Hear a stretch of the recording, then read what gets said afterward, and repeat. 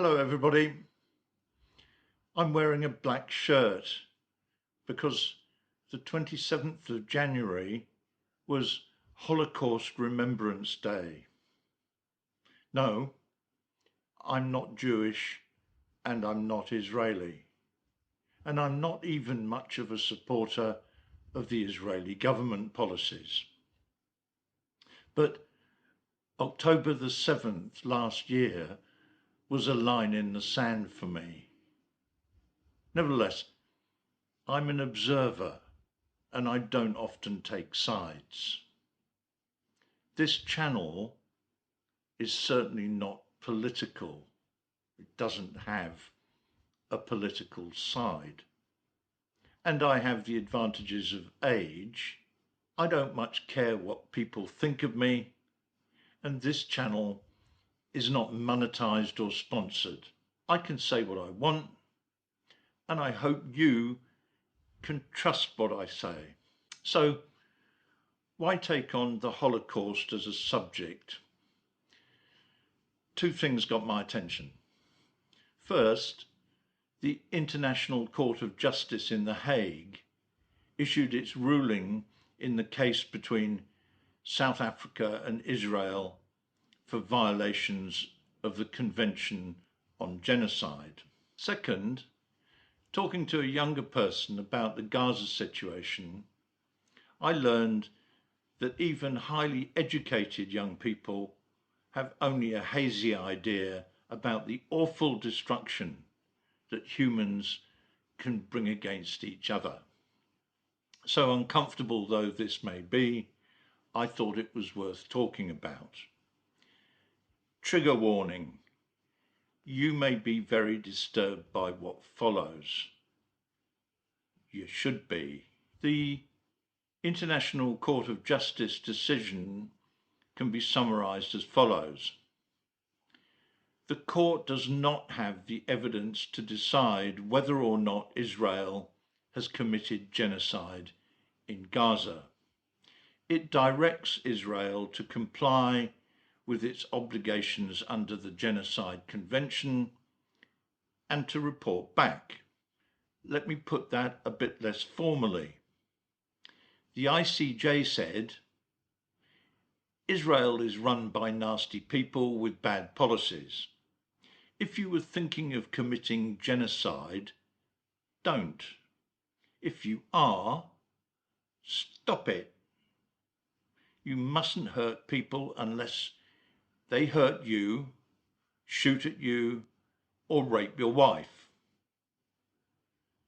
Come back and report in a month. Meanwhile, crack on. Israel's likely response, okay, thanks, we will. Put simply, the ICJ told the Israel government to stop doing something the Israelis say they're not doing. It also told them to comply with an agreement the Israelis say they are keeping, and which nobody could prove they are not. So, a bunch of failed lawyers on big salaries essentially came up with nothing. The tragic war in Gaza will continue because lawyers, safe in their courts, with lots of cafe latte and on high salaries, can't think clearly. But hang on, they whine. Proving genocide isn't easy. Fair enough. Indeed, they may have a point. We all know it happens, and I'll come back to that aspect in a minute. But it turns out that most people can't bring themselves to face it. Genocide is where cognitive dissonance comes of age. You know it happens, but you can't accept it. What exactly is genocide and its close cousin, democide? I've put the definition of genocide on the screen. No, you say, never happens. sorry to spoil your day, it does. Let's take a closer look and hold on. This is going to be upsetting. Here on the screen is a list of the best known genocides. Of course, the Holocaust stands out, but notice other countries appear, even squeaky clean New Zealand. The next slide sets out murderous catastrophes perpetrated by governments on their own citizens. Democide is the intentional killing of people by their own government. It's more common than one race trying to exterminate another.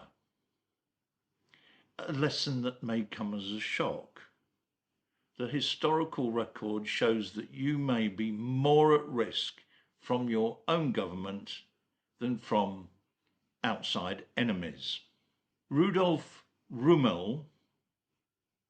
Rudolf Rummel, was the foremost authority on the subject, coining the word democide. Let's look at the impact. The scale of these man-made killing sprees differs, but proportionately both show dramatic drops in the population. Just back to Israel and Gaza for a moment. Genocide should be measurable. If you kill or remove people, then there will be less after the genocide than before. Take the case of New Zealand. The population of the Chatham Islands dropped from 1,700 in 1835 to only 100 by 1870. The population of the Warsaw Ghetto dropped from about 400,000 in November 1940 to 250,000 who were shipped off to the Treblinka gas chambers in July 1942. Here's the population of the states of Israel and Palestine up to 2020. So it's not surprising that no evidence has been found of genocide, of long-term genocidal plans. The population of Palestine has grown almost as fast as that of Israel, with a lower inward migration rate. I leave aside the deaths from the current fighting. It's too early for accurate data to emerge and to discover whether the Israelis planned some kind of dastardly false flag so they could start a genocide, or for us to sort out genuine battle deaths from collateral casualties, or even murder. Let's go back to Professor Rummel. He estimated that governments killed a total of 212 million people during the 20th century. All governments, 212 million people worldwide. He didn't live to see COVID. Unfortunately, he died in 2014. But let's pass on that particular subject. Let's go back to the Holocaust. In 1939, the global population of Jewish people worldwide peaked at around 16.6 million. The final solution, the planned systematic destruction of the European Jews by the Nazis, reduced that population by more than a third. Research has shown that that population has not recovered to the previous level, even now. This work says that if the Holocaust had not taken place, the global Jewish population would have been about 25 million or perhaps higher. It's not the same level as it was in 1939.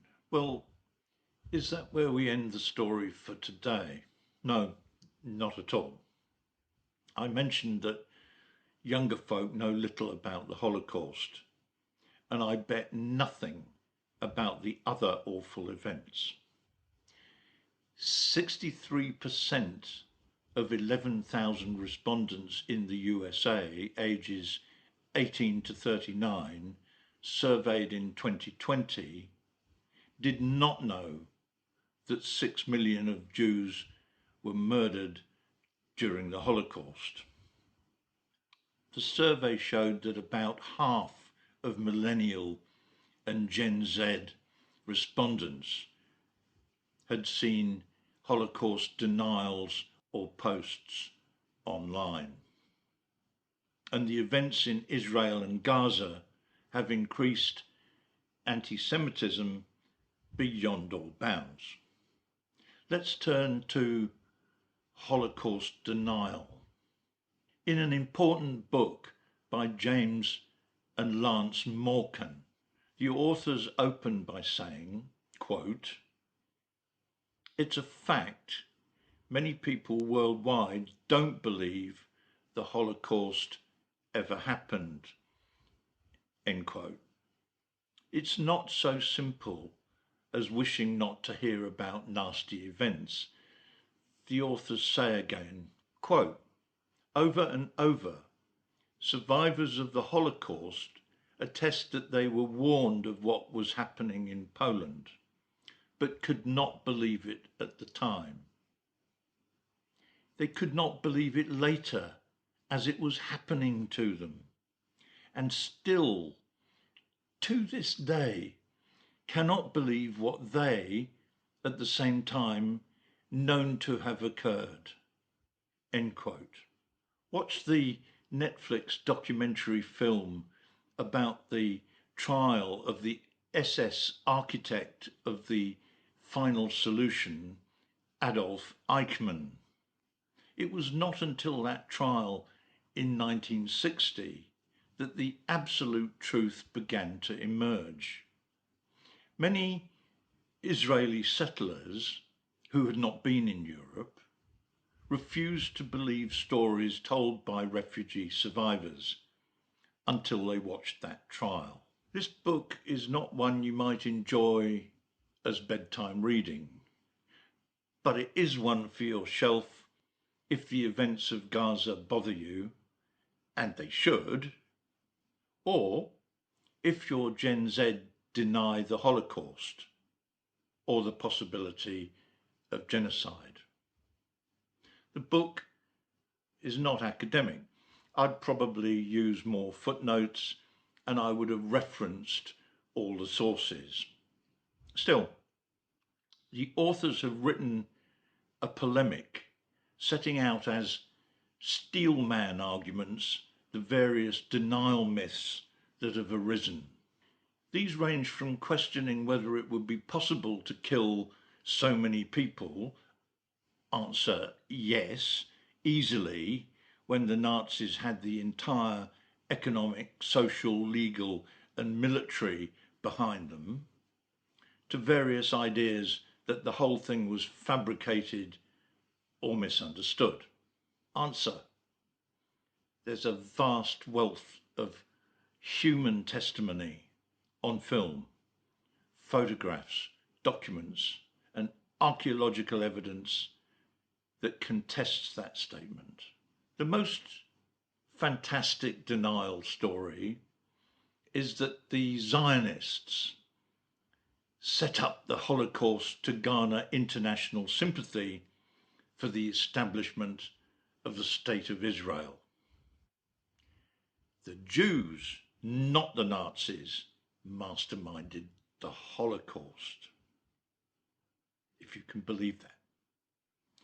Among those who pushed this narrative, wait for it, the current president of the State of Palestine and the Palestine National Authority, Mahmoud Abbas. President Abbas wrote an expanded version of his doctoral thesis and published it as a book in 1983.